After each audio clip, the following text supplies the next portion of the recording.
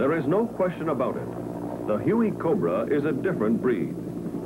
Almost everyone who sees the ship for the first time is struck by its slim, clean aerodynamic lines. The first flight quickly confirms the impression of its deadly effectiveness.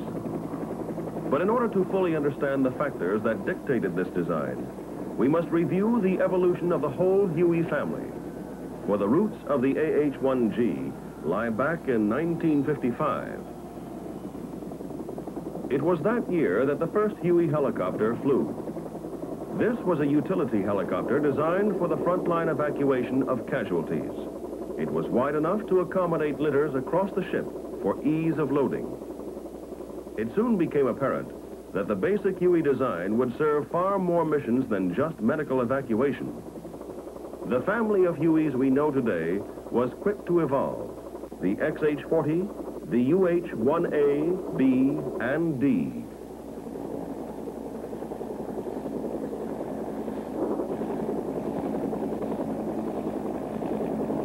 The UH-1D, with its squad carrying capability, has become the standard troop transport helicopter in Army air mobile operations in Vietnam.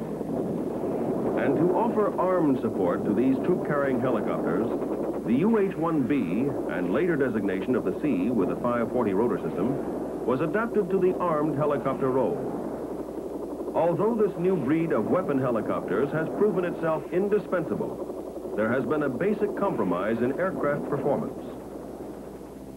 The addition of various weapon kits substantially increase both drag and weight.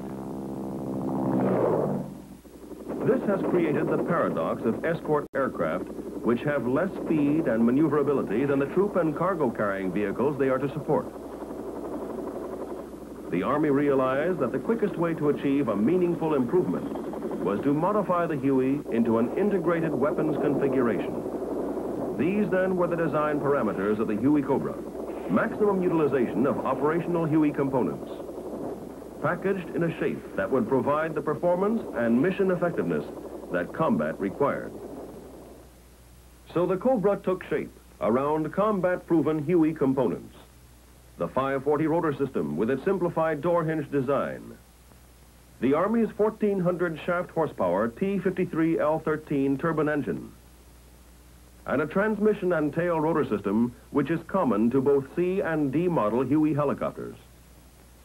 Tandem seating gives the Cobra the advantages of improved performance due to a slim fuselage and increased combat effectiveness for the pilot-co-pilot gunner team by means of virtually unlimited visibility.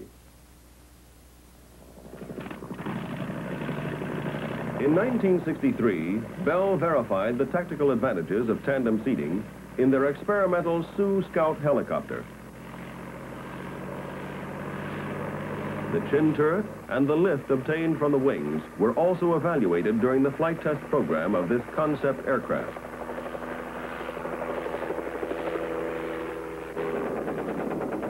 This prototype embodied the aerodynamic design which the Cobra reflects today.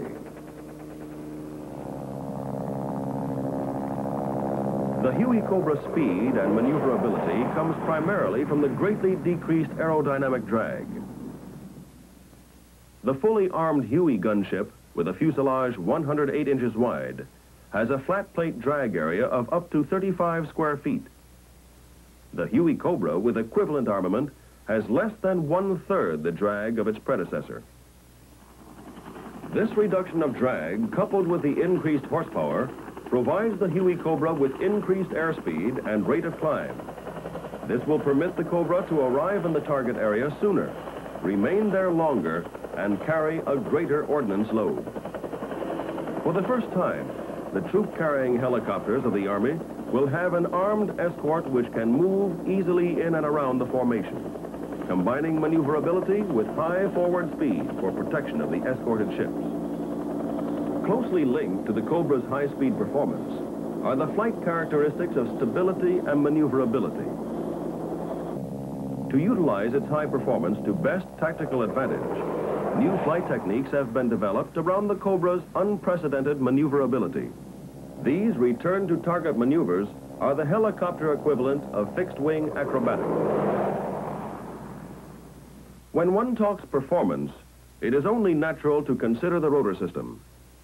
The Huey Cobra uses the standard 540 rotor, but the stabilizer bar is gone, replaced by a simple 3-axis electronic stability augmentation system. The SAS system is perhaps the key to stability during ordnance firing. These rate-sensing gyros are able to detect changes in aircraft attitude caused by wind gusts, rocket firing, or other external inputs. The SAS system is able to sense attitude changes and make control corrections before the movement is apparent to the pilot. This not only gives inherently better accuracy, but also allows both pilot and gunner to concentrate on the mission during critical firing passes. Armament is, of course, Huey Cobra's reason for existence. The aircraft has been designed with armament a functional part of the entire airframe. The TAC-102A chin turret houses a single 7.62 millimeter minigun.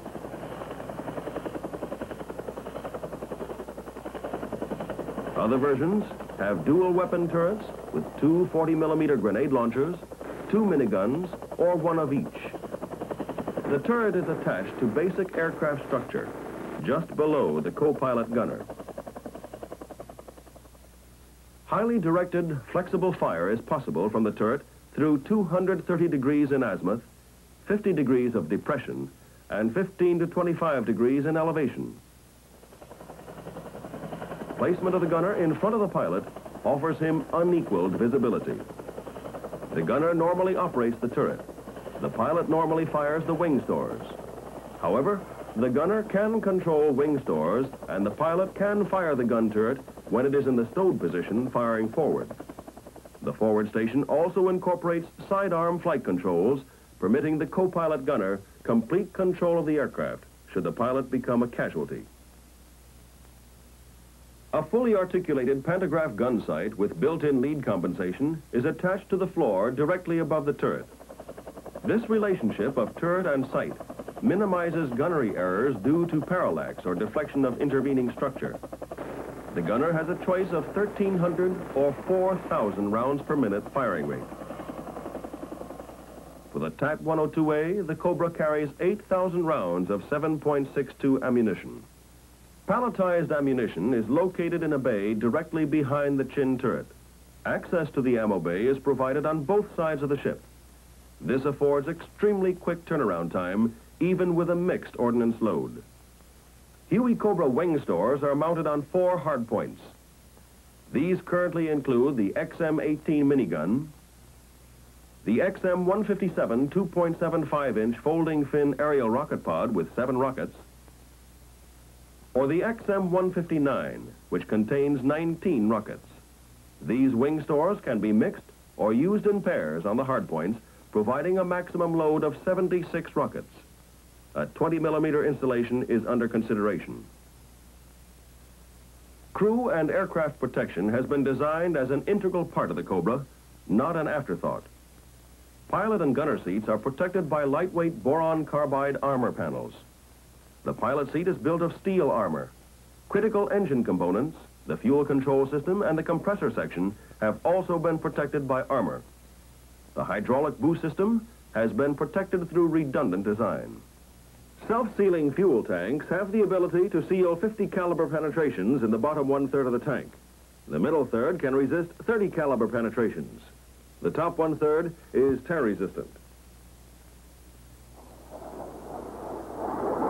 One of the strongest lessons to come out of Vietnam is the need for improved aircraft survivability. Let's consider infrared and the growing arsenal of lethal heat-seeking weapons. For the past decade, the aviation community has emphasized performance, only to realize that the ability to survive in a hostile environment must also be an important design consideration. The Cobra has been designed to meet the weapon threats of this decade.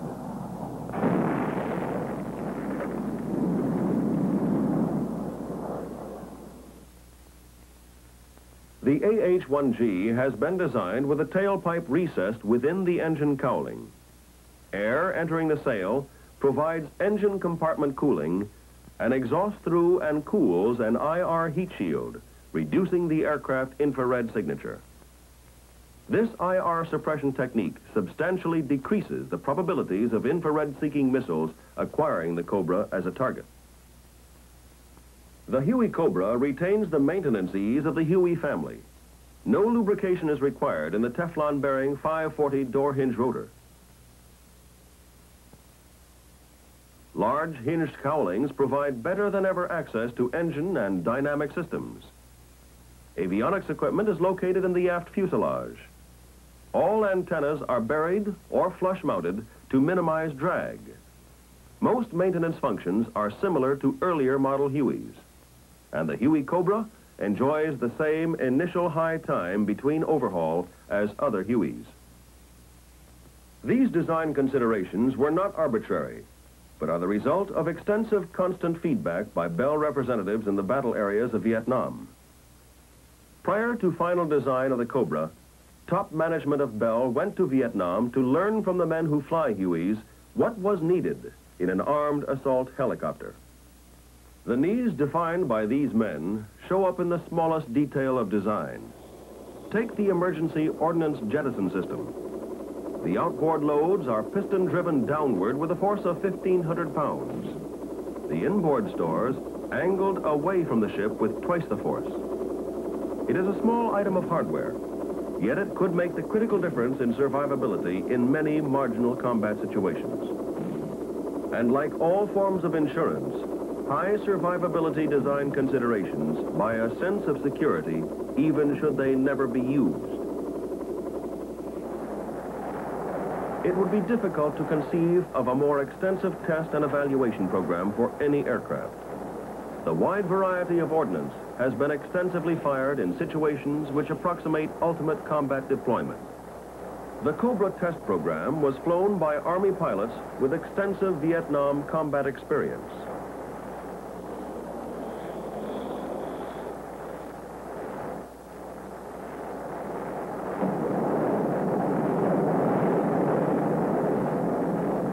The evolution of tactics for this unique helicopter represents the integration of the skills of these men with the expanded capability of this newest member of the Huey family. Currently, production Huey Cobras are rolling off the assembly line to join the battle in Vietnam. In the brief space of less than 2 years from the start of design effort, the aircraft entered combat.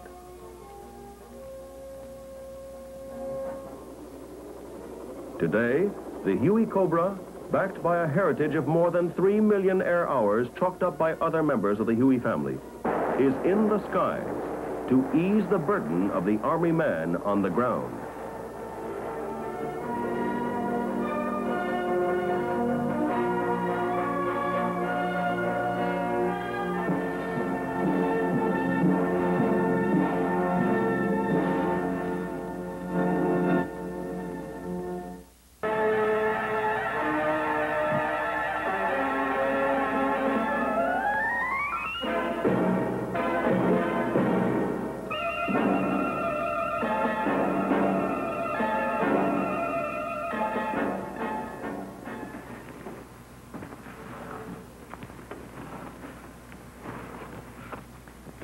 I'm sure that it's apparent to everyone that your presence in this class says something about your ability. You're here because you have qualified to transition to the AH-1G. Every pilot wants to fly the newest aircraft. However, with the Huey Cobra, we have a far greater dimension.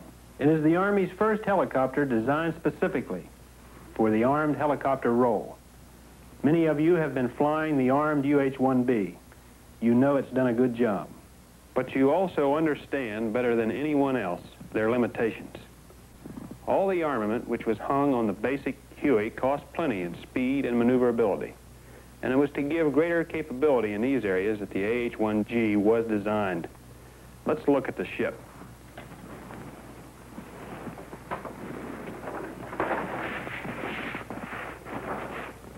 The combat-proven components of the earlier Huey ships have been preserved in the Cobra. These include the 540 rotor system, the L-13 engine, the transmission, and the tail rotor drive system of the UH-1C and D.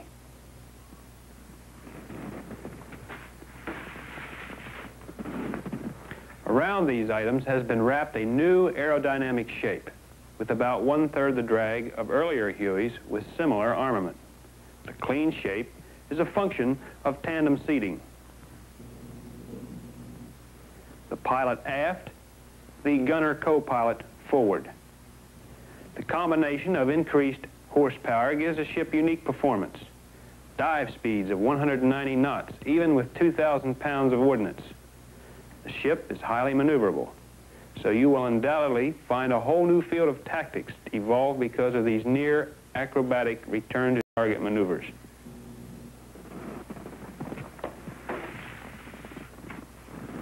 There is a wide variety of available ordnance, as this chart indicates.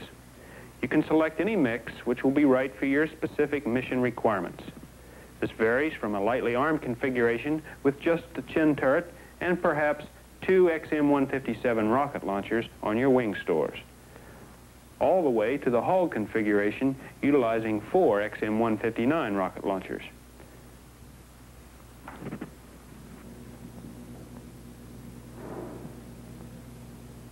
I could talk a long time, and it wouldn't make as much sense as actually working with the Huey Cobra. So let's step outside and begin working with your new aircraft. The AH-1G pre-flight is not too different than the helicopters you have been flying, except, of course, that this is a gunship. And this should be your first check. Determine that the armament is safe and the battery switch off. Check your fuel level, a standard procedure.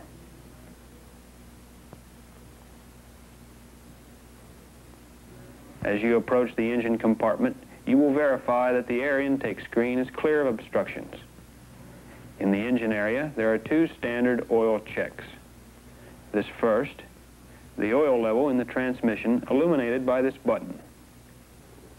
Second, the engine oil level, which is located in the upper cowling area.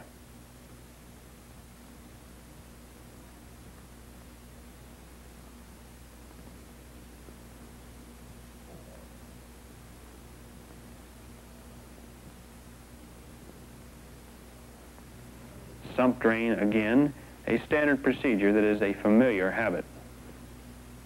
As you progress toward the tail, you will make the usual visual observation: condition and cleanliness of the wing and airframe surfaces, and the latching of all cowl and access panels. The tail has 2 gearbox oil levels to check: 42 degree and 90 degree. The oil level is easy to verify visually. Again, on this side of the ship, make certain the air intake screen is clear of obstructions. As you progress forward, the number 1 and number 2 system hydraulic oil checks should be performed.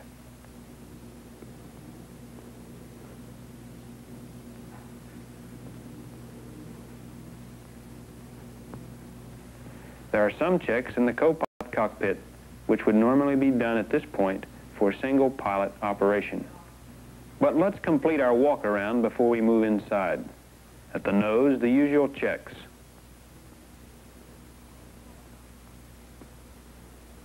The cover has been removed from the pitot tube, and that it is open. Check the battery for condition and connection.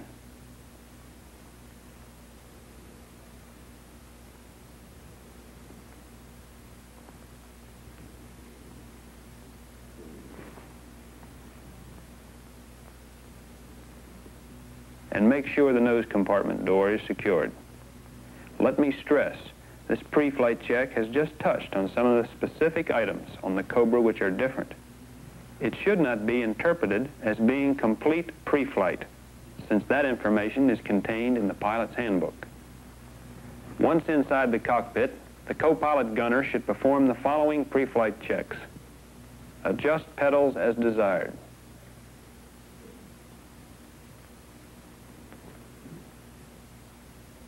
Fasten safety belt and shoulder harness.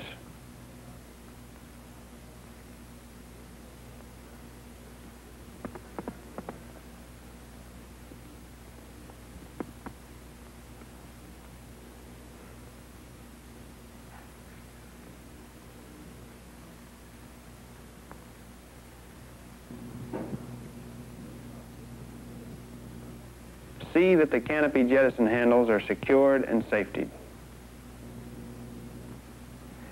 Governor emergency switch in auto. Engine air inlet switch in screen. The electrical power switch should be in the forward on position and be safetied. Instrument lights are off.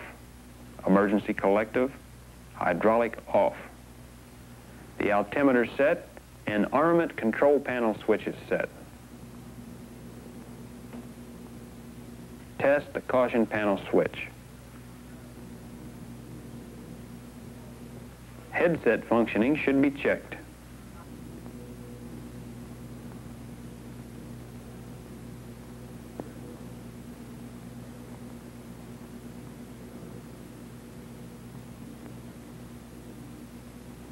The gun sight should be stowed and secured, as well as any loose equipment such as the knife.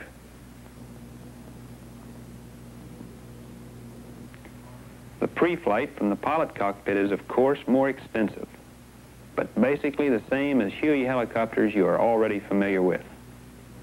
Throttle is off.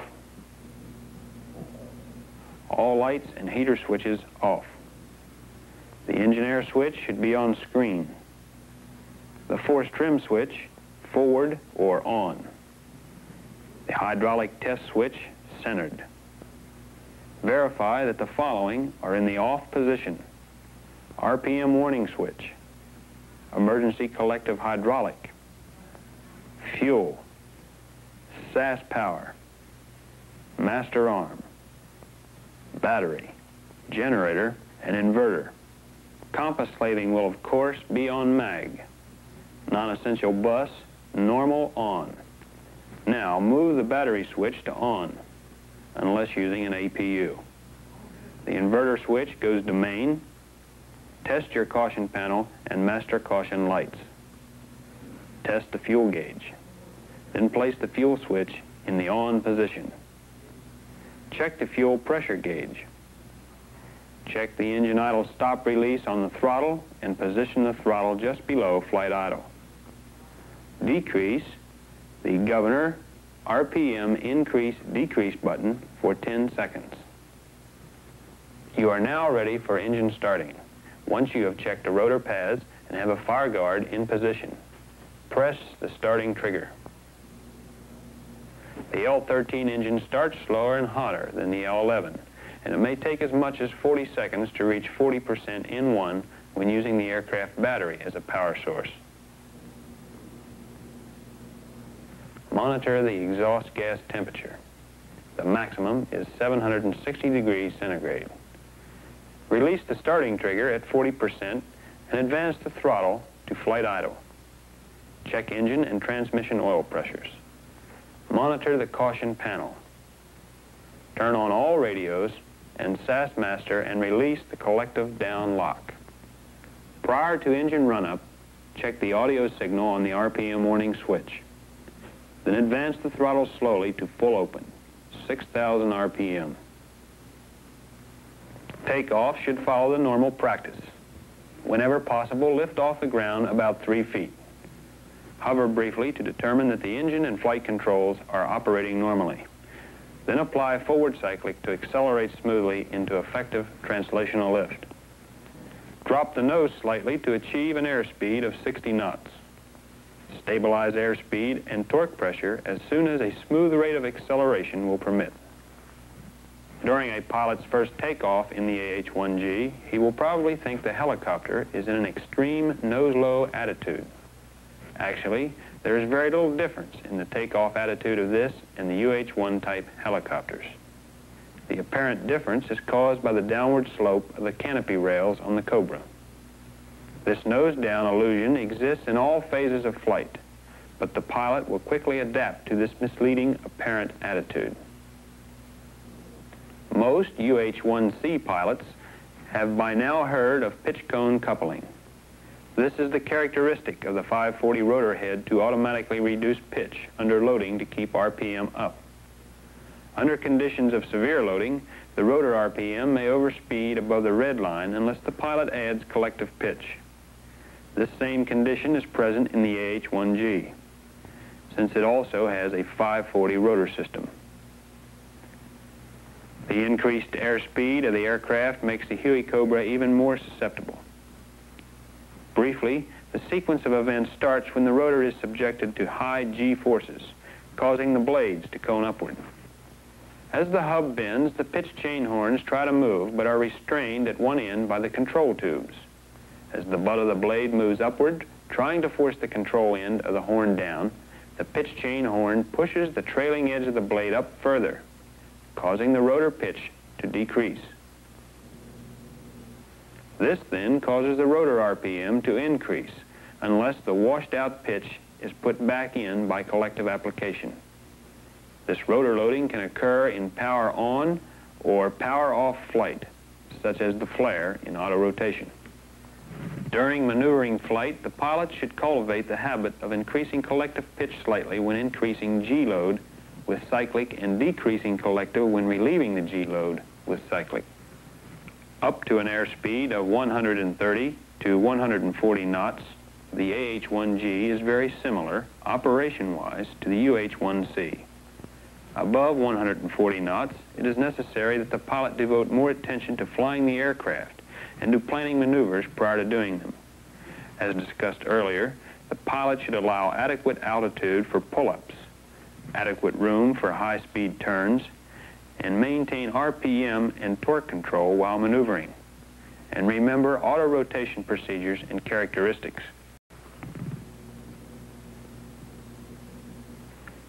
To decrease airspeed from high speed down to approach speed requires quite a bit more time than most helicopter pilots are used to. During this time, the aircraft travels a considerable distance, and it is very easy to overshoot the landing area. As in the UH-1 helicopters, the AH-1G cannot develop enough rotor thrust to pull a high enough G-load to cause airframe damage. However, the increased vibrations occurring can cause accelerated component wear. With increasing airspeeds, an increasingly larger portion of the rotor loses lift until the major portion of the available thrust is being used just for lift and forward speed, and only a small amount remains for use in changing direction. This is why there may be a mushing feeling to high-speed pullouts. A fighter pilot is well aware of somewhat the same effect in a fighter when pulling out of maximum airspeed dives. It is important that the Cobra pilot be very familiar with the altitude required for pullout at different airspeeds and gross weight. During high-speed dives, about 40 psi of torque seems to give the best feel to the aircraft. During a pullout, a lower collective angle gives a better response than pulling out with full power in. Also, using less than maximum available power gives a bit more margin for error in the correction for pitch cone coupling effects. It must be realized by the pilot that his helicopter is much faster than other helicopters and will be operated in more severe maneuvers.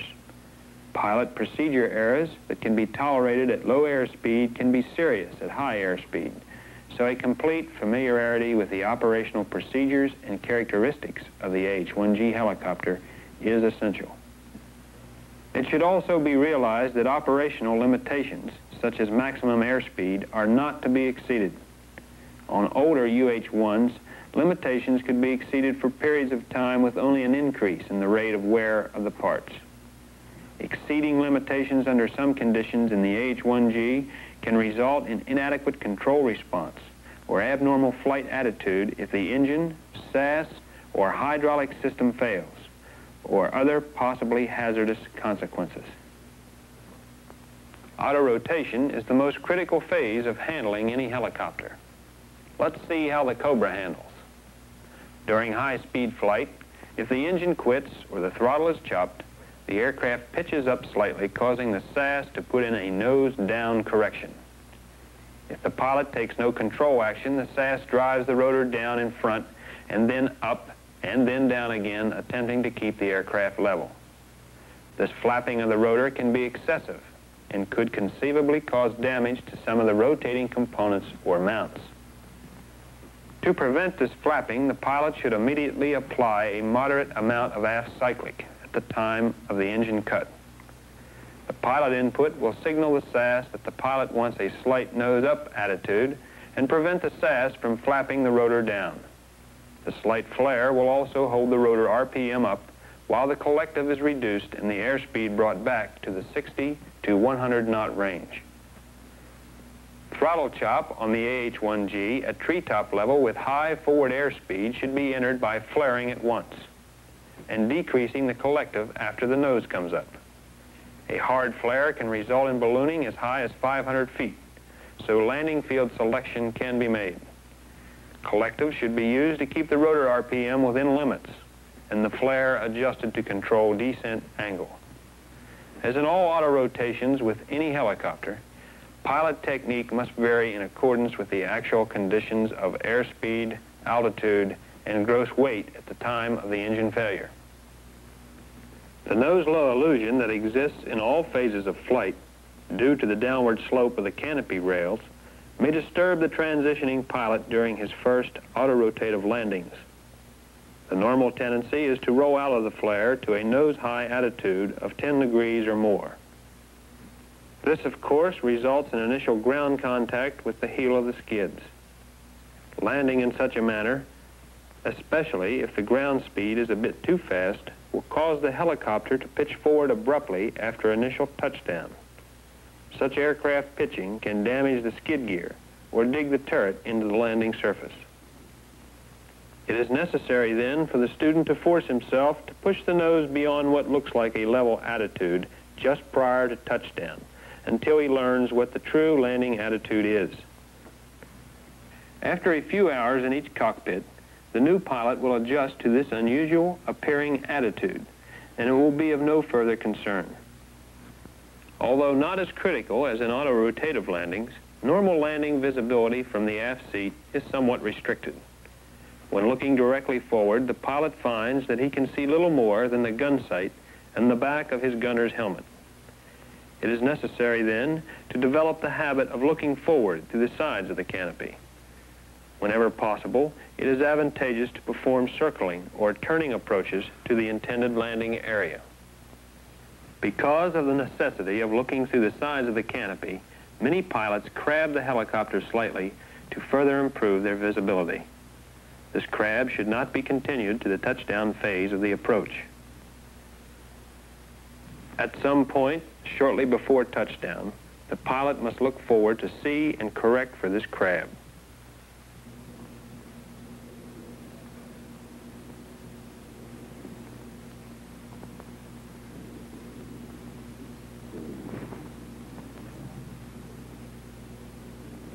Now that you've actually flown the AH-1G, it's a little easier to talk about the aircraft. From the front seat, most pilots display the same tendencies. The cyclic stick is usually over-controlled due to its short length. Often, it is moved to the left when attempting to move it aft. This is caused by the natural articulation of the human arm. Many pilots fly the aircraft out of trim or bring the nose up in turns. The tendency to shoot approaches too fast is caused by the smooth aerodynamic qualities of the Huey Cobra.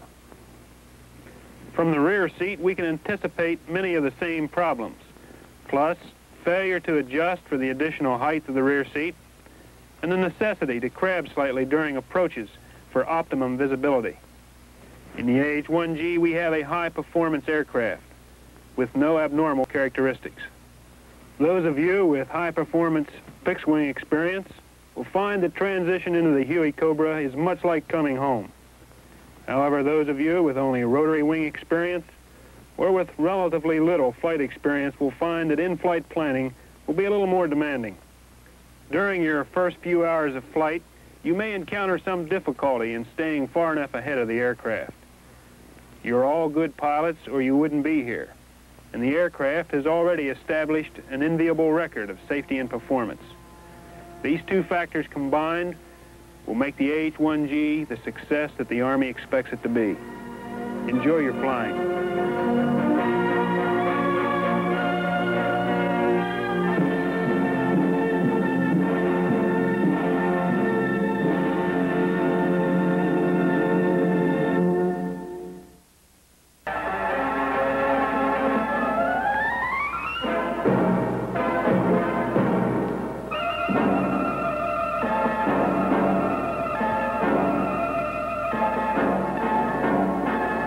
is the new ship you'll be working with, the AH-1G Huey Cobra attack helicopter.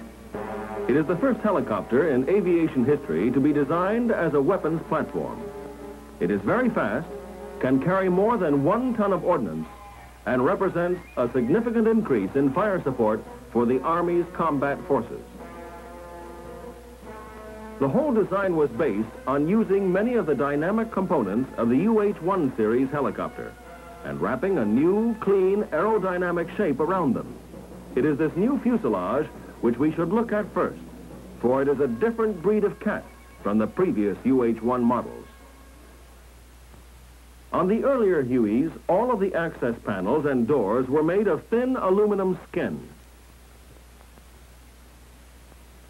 For all practical purposes, they did nothing more than cover the airframe structure. They could all be removed or opened at once, and the aircraft could be moved in this condition. The AH-1G is much more like a jet fighter. Many of the airframe panels are part of the structural integrity of the aircraft. They have aluminum or titanium faces with fiberglass honeycomb backs.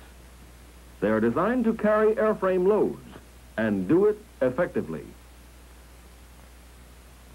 Let's look at the most extreme case. With the aft fuel tank access panel removed, the aircraft is in a marginal structural condition. Should someone try to move the ship by the tail, structural damage might occur. Obviously, to carry the loads which the structural panel does, a support such as a jack should be used under the tail section. As you go around the ship, you will find these structural panels everywhere. It may help you to understand why you have to remove 40 screws sometimes when you know that the panel could be held on with 6. Although the panel could be secured with so few, the aerodynamic flight loads couldn't be carried without using all 40. You'll also notice the screws themselves, flush Phillips head screws. They have been used because of the aerodynamic integrity of the AH-1G. They require a Phillips head screwdriver in most cases. The Army knows that there will be a lot of these to remove and replace, so there have been additional screwdrivers of the right size and type added to your tools for this ship. Components which produce unnecessary drag on the Huey Cobra have been eliminated. This design philosophy is apparent throughout the whole ship. Everything has been faired in or covered over. Take those rocket pods, for example. The shaped nose covers can make a difference of 11 knots in aircraft speed. But let's start walking around the ship and see where the main components which interest the airframe mechanic are located. The nose compartment door consists of a contoured laminated fiberglass panel with spring-loaded hinges and spring latch fasteners.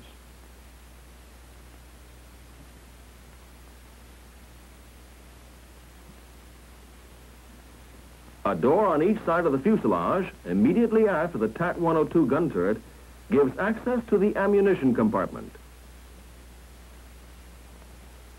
The cockpit canopy is 1/4 inch stretched acrylic plastic covering the entire cockpit area.